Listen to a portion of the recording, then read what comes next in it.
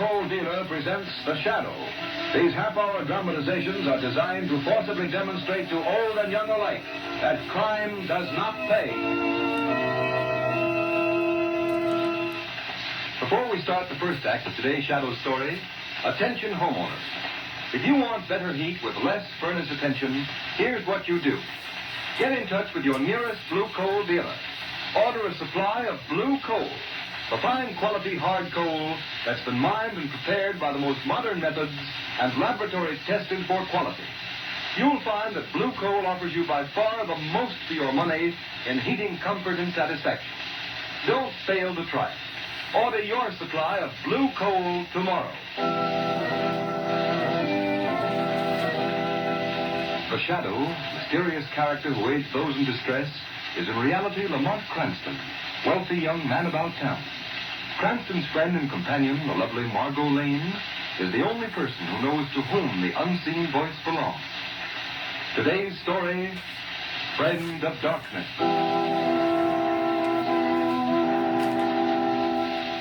It is not enough for you, ladies and gentlemen, to give the blind to a principal.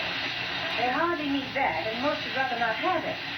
They would rather win an appreciation of their attainments and talents. When one faculty is denied us, nature compensates by developing others. To illustrate that point, I've invited here to my home a young man who has been blind from birth. I take pleasure now in presenting to you Mr. Peter Blair. And, oh yes, I want you to meet Peter's best friend, his guide and companion. Ladies and gentlemen, meet Rex. Peter is going to demonstrate how generously nature has compensated him for the loss of his sight. You'll need a couple of volunteers to help with this. Lamont Cranston, will you be a courageous soul and come up here in front of all these nice people? All right, Margot. I hope I'm not going to be sawed in half or anything like that. No, Lamont, it's usually a woman that's sawed in half. Right. Now, we need one more volunteer. Commissioner Weston, I know you're not afraid of a crowd. Would you be so kind? Gladly, Miss Lane, gladly. That's fine. Now that we have our volunteers, I turn the platform over to you, Peter. Thank you, Miss Lane. Ladies and gentlemen, I first want to express my deep appreciation to Miss Lane and all you ladies and gentlemen who are launching this campaign for the economic and industrial advancement of the blind. As Miss Lane has told you, nature generously compensates for the loss of the sight faculty. In my case, I've been endowed with a rare sense of touch. And I'll show you now to what extent that faculty has been developed. I hold in my hand a piece of steel 3 inches thick. Commissioner Weston, would you hold this piece of steel against your chest? Yes, of course. Thank you. And now, Mr. Cranston, will you take the commissioner's hand and hold your middle finger on his pulse? Certainly. Come, Weston, come. There we are. I suppose that's the first time you two men have been asked to hold hands. Now, ladies and gentlemen, I'm going to place my fingers on the piece of steel that's against Commissioner Weston's chest. I'll count the beat of the commissioner's heart through this steel. And Mr. Cranston will verify my count by the pulse beat. And we'll start on a signal from Miss Lane. All right, now, Miss Lane, whatever you say. All right, when I say go. Go. 1, 2, 3, 4, 5, 6, 7, 8, 9, 10. Stop. The commissioner's heart beat 10 times. We stopped on the 11th beat, Mr. Cranston? Correct. 10 beats called exactly on the beat.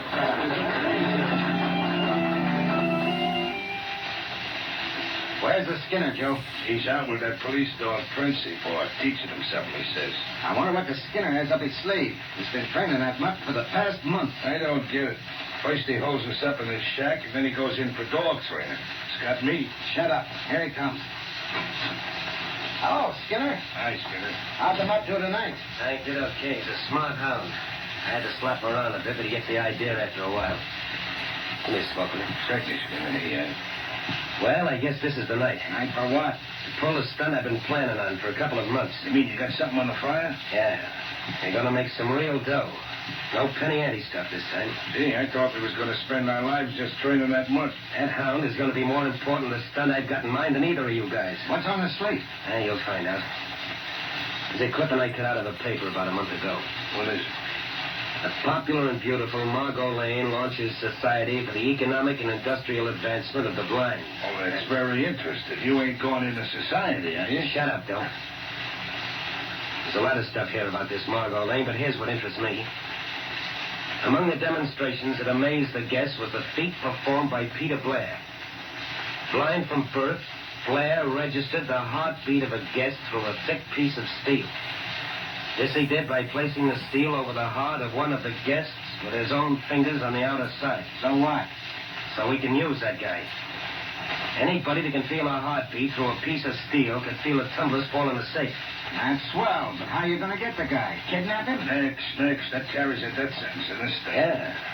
If you take a guy by physical force, it does. But it wouldn't be kidnapping if the guy walked in here without us laying a hand on him, would it? You think the guy's nuts enough to do that?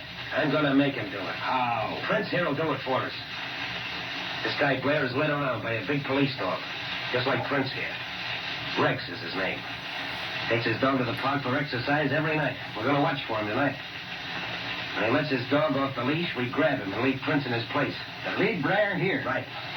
This shack is between the park and Blair's home. Yeah, that sounds all right, but wait a minute. What'll Prince do when we beat it? Prince won't move from where I put him till he hears the name Rex. And he'll go to whoever says it. Oh. That's what you've been teaching him, man. It's both names, huh? That and about everything Blair's dog does. Boy, that's thinking him up, believe me. Well, when do we go? Right now. I'll drive out of the park and wait for Blair. Come on, Prince. You're one of the gang now.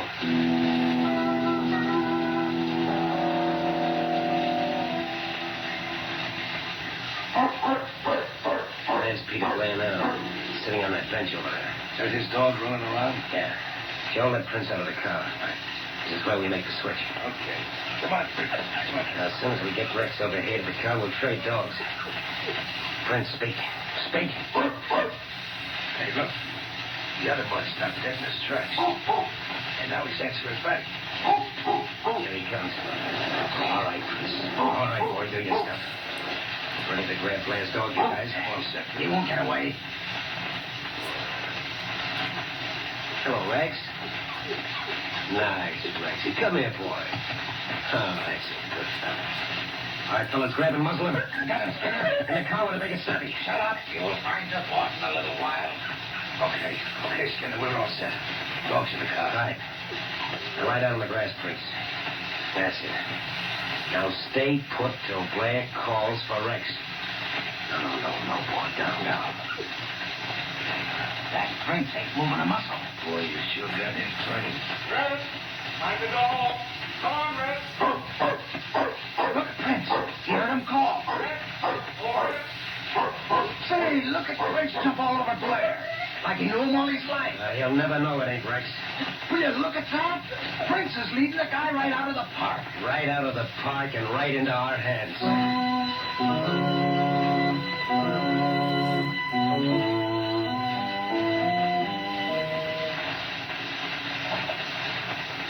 Hey, you're acting a bit strange tonight, Rex. Is something wrong?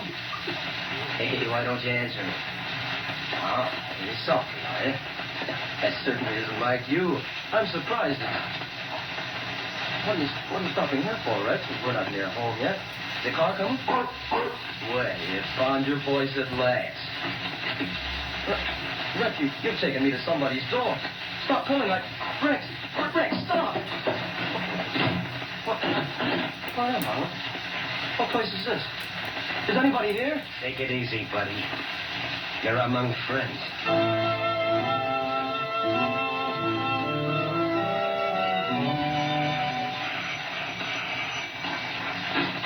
Margot, you're all excited. Something wrong? Oh, yes, Lamont.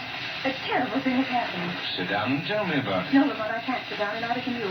We've got to get to work this minute. What is it, Margot? Do you remember that nice blind boy? Peter Blair? Yes, that's right. He's gone. Gone? I was just talking to his mother on the No, phone. wait, Margot. Wait, calm yourself. Now tell me, where has he gone? Well, I don't know. Nobody knows. He's disappeared. His dog with him. And when did this happen? Well, he left the house last night for his usual nightly walk with her. He hasn't been heard from since. His poor old mother's nearly mad with anxiety. Come on, Margot. We've got to start from where Peter Blair started and see if it won't lead us somewhere.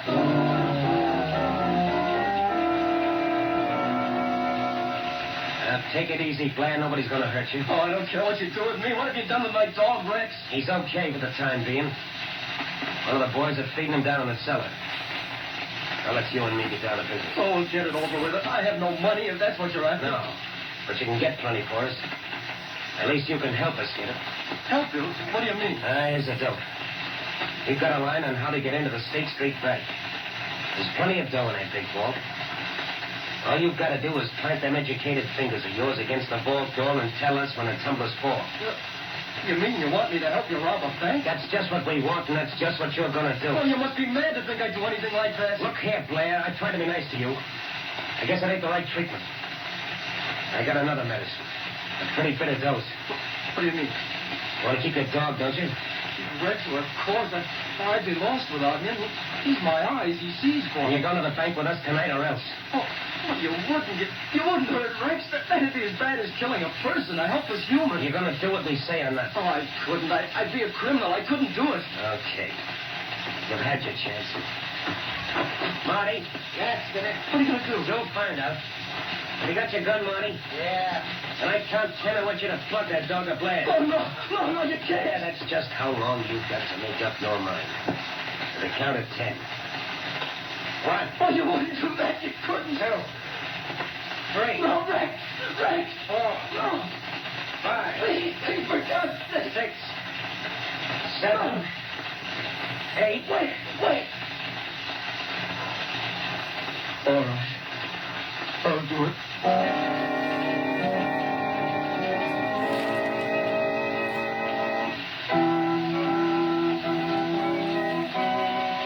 We'll continue with the second half of the Shadow's adventure in just a moment. You know, householders, it's pretty hard to beat the satisfaction of having a perfectly heated home. And it's great to know that the fuel you're using is 100% safe, always dependable, and that it keeps furnace attention down to an absolute minimum.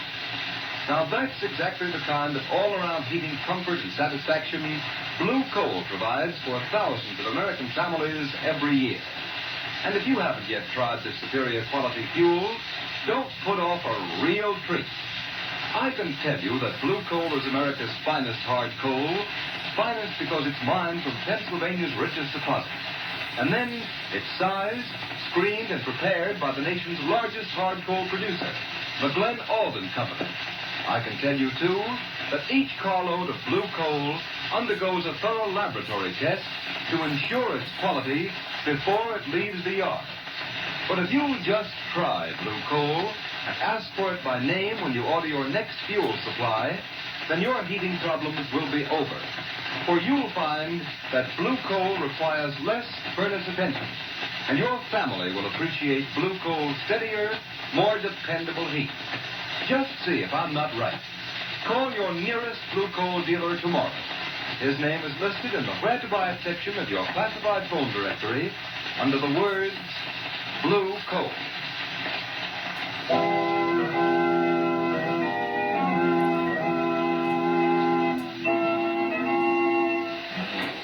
Well, good morning, Commissioner Weston.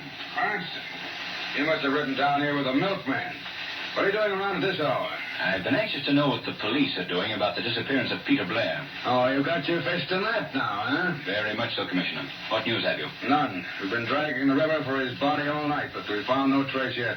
I don't expect you will. Why not? That's the most likely place to find him. How do you think he was drowned? Well, he was blind, wasn't he? He probably walked off the end of the pier. I'm afraid, Commissioner, you underestimate his dog. That animal would never leave Peter Blair near enough to fall into water. Well, and he might have jumped off, committed suicide. What of the dog? Do you believe he also committed suicide? Certainly not. But if he saw his master go off the pier, he might follow him. That's likely what happened. The dog was drowned going after his master. I admit that such devotion is characteristic of dogs like Rex. But I'm afraid your water theory doesn't hold water. Cranston, it's too early in the morning to get into an argument with you. I don't want to start my day off wrong. Now, will you... Your phone's ringing, Commissioner. I know it's ringing. There goes your day. Hello? Commissioner Weston speaking. What's that? The State Street Bank. Why, that's it. When did this happen? Yes, I'll be right down. Well, what do you know about that? What's up, Commissioner? The State Street Bank was robbed last night. The big vault was cleaned out. Why, I can't believe it. It's impossible. It happened. It couldn't. It did. Oh, shut up.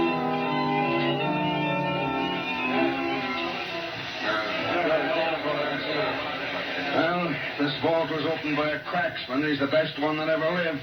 There's not a mark on the vault anywhere. No drills, no soup, nothing.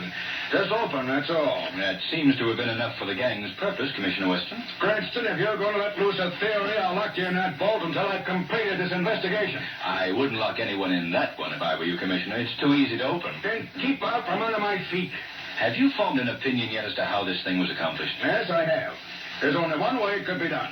Only a person who knew the combination could have opened that vault. Then you think it's an inside job? Obviously. It would be impossible otherwise. I'll grant you it has all the earmarks of an inside job. Still, it doesn't seem possible that an employee would take such a chance. No, it doesn't, eh? Well, how do you think it was done, then? It certainly is baffling. Say, Commissioner, I just thought of something. Yeah, what? Do you remember the night Margot launched the Society for the Advancement of the Blind? Yes. Do you recall Peter Blair, the boy who counted your heartbeat through a piece of steel? Yes, I remember that. By George, I see it now. He could feel the tumblers in the safe just as he did the beat of my heart. There may be others with a talent such as that. Cranston, you hit something at last. Thanks. Why didn't I think of him before? Why, he's the only man in the world who could have done this job. Say, just a minute, Commissioner.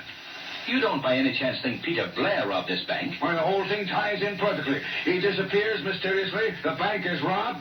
Say, Blair's our man, all right. No, Commissioner, he'd never do a thing. Cranston, he's the only one who could do it.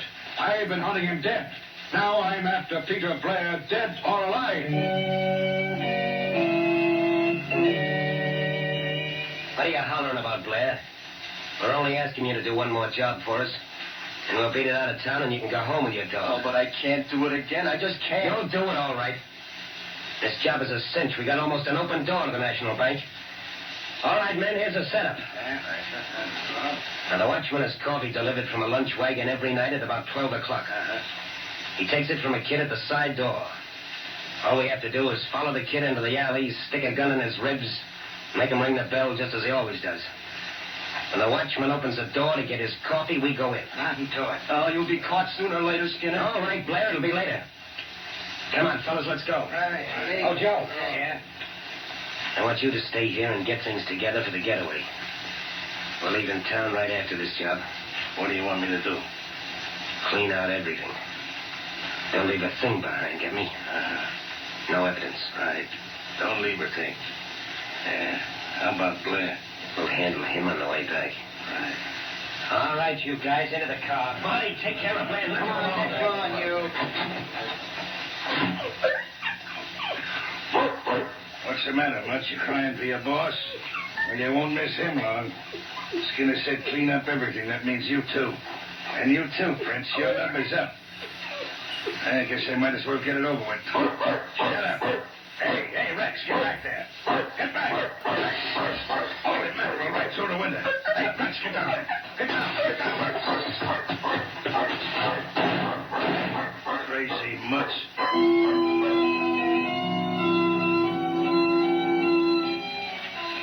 When did Rex get home, Mrs. Blair? Just a few minutes before I called you, Mr. Cranston, and he brought this other dog home with him. I see.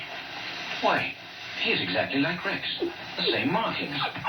Well, no, boy, no. We're not talking about you. So, Mrs. Blair, Yes, Mr. Cranston. have you noticed that this other dog responds when he hears the name Rex? Yes, he acts like Rex in every way. By George, I see it now, Mrs. Blair. This dog has been used as a substitute to lure your son away. What is it, Rex? What are you trying to tell me? Mr. Cranston, Rex is hurrying toward the door. Yes. You keep the other dog here, Mrs. Blair. All right, Mr. Cranston. Margot, Yes, Lamont? follow us in the car. All right, Rex, old boy. I think I understand. Come on.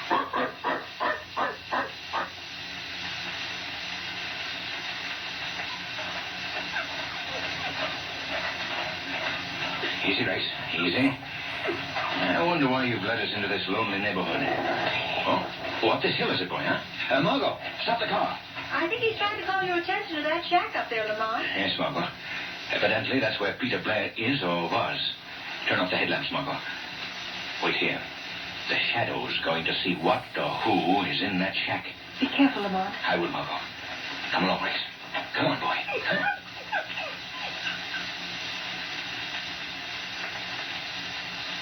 Somebody's in here, all right. Let's see. The door's locked. Speak, Rex. That's the boy. Yeah, somebody's coming. Well, so you come back, huh, Mutt? Get in here. Come on. You won't get away this time. The Skinner said clean up everything. Hey, am I hearing things? So the Skinner told you to clear up everything, eh? What? What was that? I don't see nobody. Who laughed? I did. Who are you? I am the Shadow. Shadow. Guy nobody can see. Yes. Where's Peter Blair? I ain't telling you nothing. I'm getting out of here. Stay where you are. I'm getting out of here. I'll shoot my way out. Drop that gun.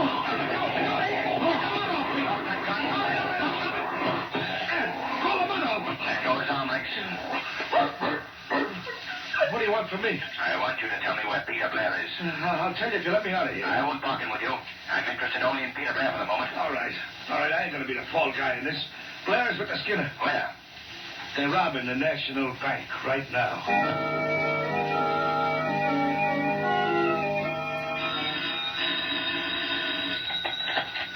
Hello, Commissioner Weston speaking. Commissioner, this is the Shadow. I've got to talk fast, so listen carefully.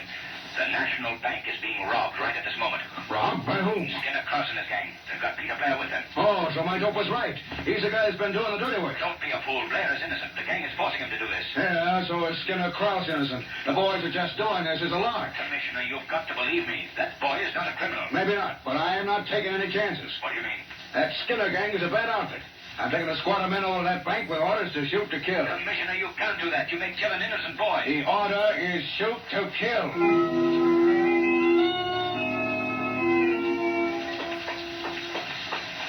Margot, we've got to get to the National Bank before Weston. What happened, Lamont? Peter Blair may be killed by the police. Hurry, Margot. Drive as fast as you can.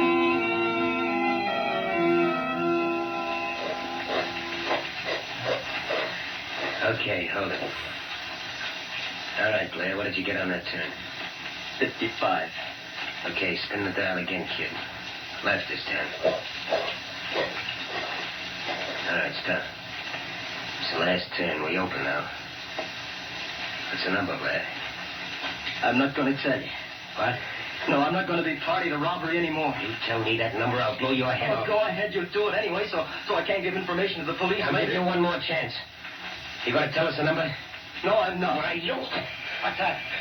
Side doorbell. Who could it be? That'd be a friend of the watchman. What are we going to do, Skinner? Gotta answer it, otherwise I wonder what happened to the watchman. Come on, all of you. All right. As soon as I open this up, you grab whoever it is, drag him inside. Right. All right, here we are. You guys get back there. Palm your rods. I'll open it up. What is this? Nobody out here. What? That's funny. What do you make of it, Skinner? I don't like it. Better finish this job quick and scrap. You better not wait to finish the job, Skinner. Who was that? The Shadow. Shadow. Yes. I've got no time to waste, Skinner. Circumstances force me to be here alive for the moment. I've got to warn you that the police are on their way here with orders to shoot to kill. I ain't falling for that, Shadow. Maybe the guy's telling the truth, Skinner. I'd hardly warn you if it weren't necessary to save the life of an innocent man. Listen, Skinner, the cops, you hear him? That's a straight guts. Scram, fellas, bang. But don't leave me here. The police will shoot me. Don't be afraid, Peter. Just do as I say. Follow the sound of my voice and I'll lead you out. The Skinner is getting the burden of the police. Come on, Peter. We've got to hurry. This way, Peter. There he is.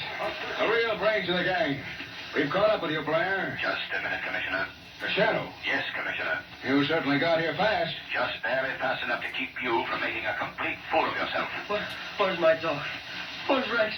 What's happened to him? He's in a car not far from here. If you call out loud enough, he'll hear you. What? Rex? Rex? Rex! Oh, it's he. It's Rex. He's hurt me. Now, see here, Shadow. I'm not going to let this fellow off so easy. He's got a lot of explaining to do. Very well, Commissioner. It'll all be explained so even you will understand. Rex, old fellow. Oh, I'm not sure you were done for. I'm so glad you're all right. Right, George. I've never seen a dog act so happy. Cute son of a gun. Come on, Blair. I think we can talk this thing over.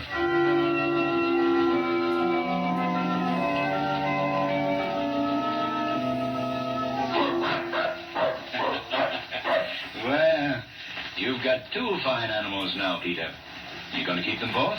No, Mr. Cranston, I'm going to give Prince to a sightless friend. You'd be a great companion for him. No doubt about it. Look at Rex and Prince gobble that ice cream. I don't know how to thank you, Mr. Cranston, and you too, Miss Lane, for everything you've done for Oh, us. don't mention it, Peter. I wish it were possible to thank our invisible friend, the Shadow, too. I'm sure he feels your gratitude, Peter. I'll wager that none of his exploits brought him more satisfaction than the apprehension of the Skinner and his gang. Men do terrible things, but the man is particularly depraved who would rob the sightless of a great and devoted friend, his dog.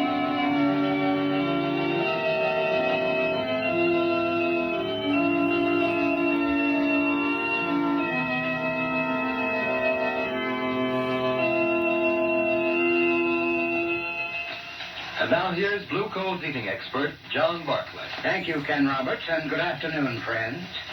One investment every homeowner can make, which will pay big returns in comfort and convenience, is to install a Blue Coal heat regulator. I've heard some people say what time and trouble savers their oil and gas burners are. But those people forget that their oil and gas burners are dependent upon thermostat control for their heating performance and for maintaining an even degree of temperature. By simply installing a Blue Coal heat regulator for your coal furnace, you too can control room temperatures and enjoy exactly the same kind of heating comfort that the most expensive oil or gas burner could give you. The Blue Coal heat regulator is the thermostat which controls your furnace dampers automatically.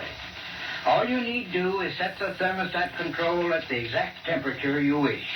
Your heat regulator will maintain that temperature day and night.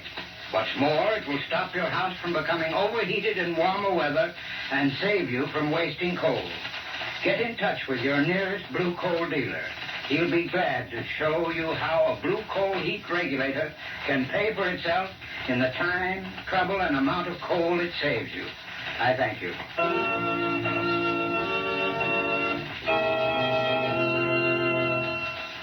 Today's program is based on a story copyrighted by the Shadow magazine. All the characters and all the places named are fictitious. Any similarity to persons living or dead is purely coincidental. The Shadow magazine is now on sale at your local newsstand.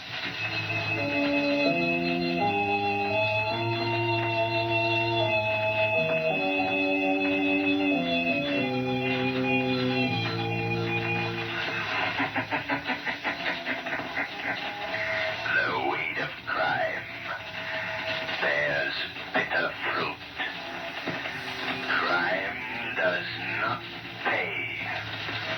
The Shadow knows.